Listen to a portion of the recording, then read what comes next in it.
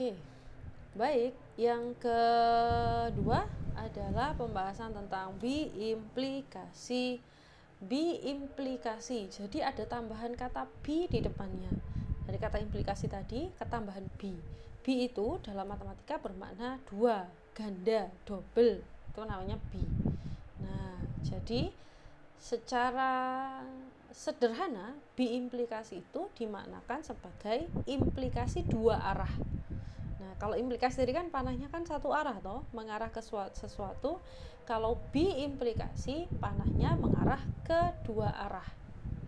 Jadi saling mengakibatkan. Kalau tadi kan P adanya P itu mengakibatkan munculnya Q. Kalau di sini ini berarti P mengakibatkan Q, Q juga mengakibatkan P gitu. Jadi mereka kedudukannya setara. Tidak ada yang lebih kuat gitu ya.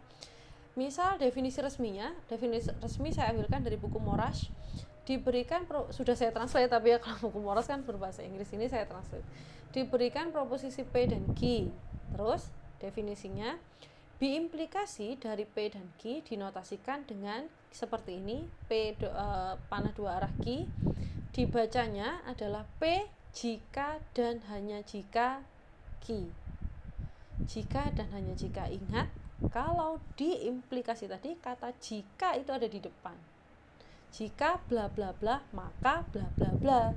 Tapi kalau biimplikasi itu kalimatnya ada di tengah. Jadi diawali oleh P. P jika dan hanya jika Q. Gitu.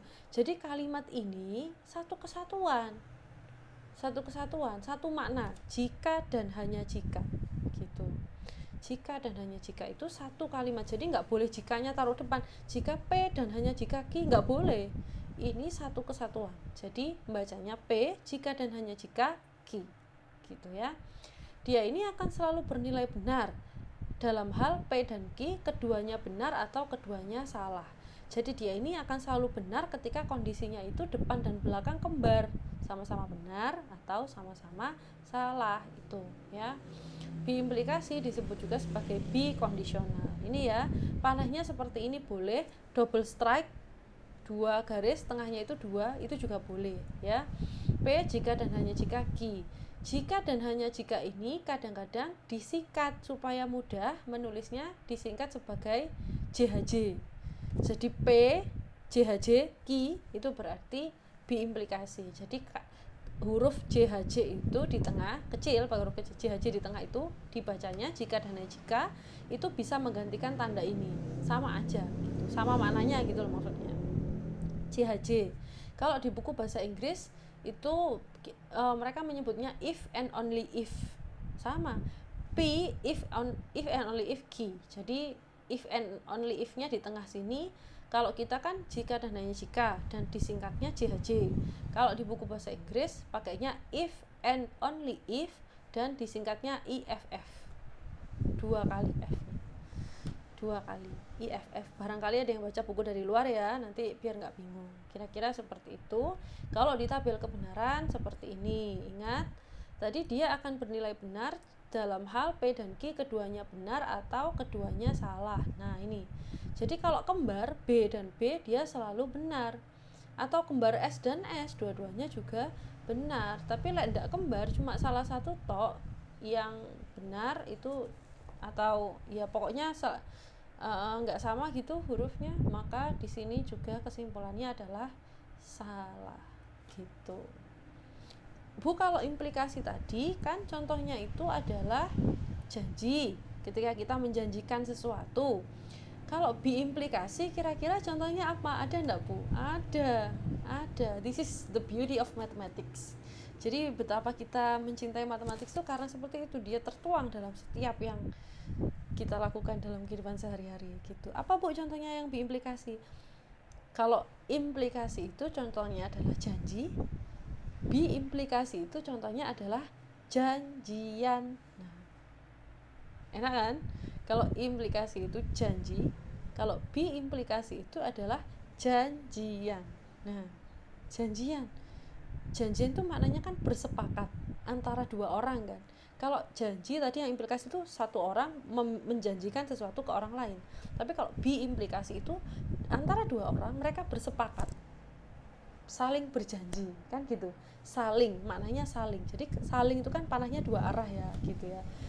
Panahnya kan dua arah. Jadi bi-implikasi itu seperti orang janjian. Kalau orang janjian tuh gimana sih? Misalkan ada acara di kampus, oh ada acara ini kayak kemarin Disnatalis, kamu besok ikut enggak live Zoom enggak untuk acara Disnatalis jurusan misalkan. Sebenarnya masih mikir-mikir gimana ya enaknya ya. Ya wes gini aja wes, pokoknya kamu melu aku ya melu gitu. Pernah mendengar kalimat seperti itu ya, pokoknya aku melu aku ya melu gitu. Dalam bahasa Indonesia itu ketika kita translate kalimatnya, saya ikut jika dan hanya jika kamu ikut gitu, berarti kan janjian toh. Maka si satunya, temennya satunya juga bilang ya wes ngono yo, deal yo, berarti pokoknya kita wes janjian yo, pokoknya kamu teko aku ya teko, lek kamu ora teko aku ya ora teko lo yo, wes yo deal gitu kan, kayak gitu toh biasanya. Itu namanya kan janjian. Itu persis hukumnya bi implikasi. Coba kita lihat siapa yang mau ngingkari janji gitu. Wes nek awakmu live Zoom, lek aku melu aku ya melu, lek aku ndak melu gitu kan ya. Sudah clear, sudah. Berarti ketika si A itu ikut live Zoom, si B juga ikut live Zoom, berarti kan benar. Mereka kan sama-sama menepati janji. Ya toh? Kan memang kalimatnya pokoknya aku melu aku ya melu gitu. Pokoknya aku melu dengan syarat jika dan jika aku melu gitu. Ini kasus yang terakhir, salah dan salah, berarti si A tidak ikut live Zoom, si B juga tidak ikut live Zoom, kan nggak masalah. Memang janjinya adalah pokoknya salah satu ikut, satunya juga ikut, satunya ikut, satunya nggak ikut, berarti nggak ada yang terhianati toh, memang janjian. Tapi kasus salah adalah ketika kasus seperti ini, 1B 1S, jadi si A ikut Zoom ternyata si B ternyata tidak ikut, ini merasa terhianati toh, iya kan? Wong wis janjian, ternyata yang satu nggak datang. Sakit nggak? Sakit. Sini juga gitu, si A ternyata nggak ikut padahal si B sudah standby ikut, berarti kan si B akan merasa sakit hati, akan merasa ini kan, loh cari melu ternyata ramelu gitu, sakit hati kan. Salah. Jadi ketika kasus janjian itu, ketika dua-duanya benar maka kasusnya benar, kalau dua-duanya salah tetap benar, kan janji kan gitu. Itu adalah salah satu contoh yang paling sederhana dari implikasi. Jadi implikasi itu contohnya adalah janji, tapi kalau bi-implikasi kita bersepakat janjian gitu ya. Itu aplikasinya matematika ya, cakep sekali, saya suka sekali ya. Saya suka sekali dengan kaitan antara ini dengan kehidupan kita sehari-hari gitu ya, betapa indahnya. Contohnya bi-implikasi ini, oh ini tadi ya sudah ya, ini tadi saya contohin sudah. Yang nomor 2, contoh yang kedua, 3 adalah bilangan ganjil jika dan hanya jika 4 adalah bilangan genap. Nah, yang depan kan bernilai benar, terus ini JHJ, 4 adalah bilangan genap, benar juga, berarti benar, JHJ benar, kesimpulannya benar. Yang depan 7 tambah 6 14, salah, JHJ 7 kali 6 41, salah juga.